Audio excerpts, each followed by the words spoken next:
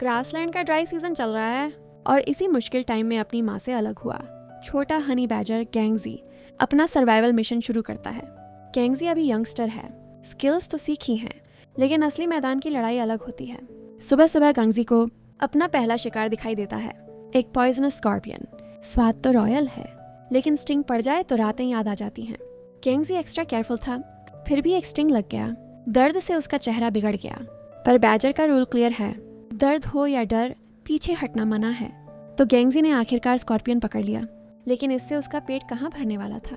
Heat बहुत थी, इसलिए वो पास के पानी के गड्ढे में उतरा और कूल डाउन हुआ। लेकिन ये पानी भी ज्यादा देर का मेहमान नहीं था। सूखा मौसम पूरी ताकत पर था। कुछ देर बाद गैंगजी फिर निकल पड़ा। उसकी नाक ने एक नई खुशबू पकड़ी। मॉनिटर लिजर्ड, बड़ा, ताकतवर और जमीन का असली गैंगस्टर।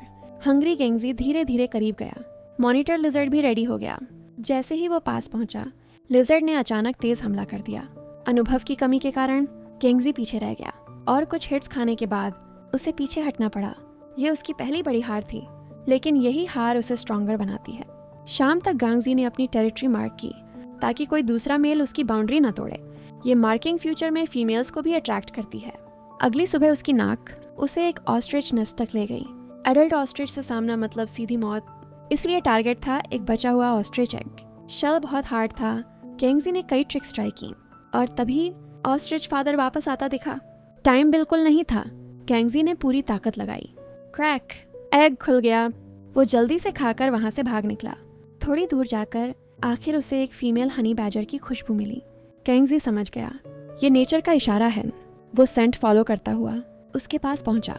फीमेल के दांत थोड़े टेढ़े थे, लेकिन गैंगजी की नज़र में वो परफेक्ट थी। दोनों का इंस्टेंट कनेक्शन बन गया। कुछ दिनों तक वो साथ रहे।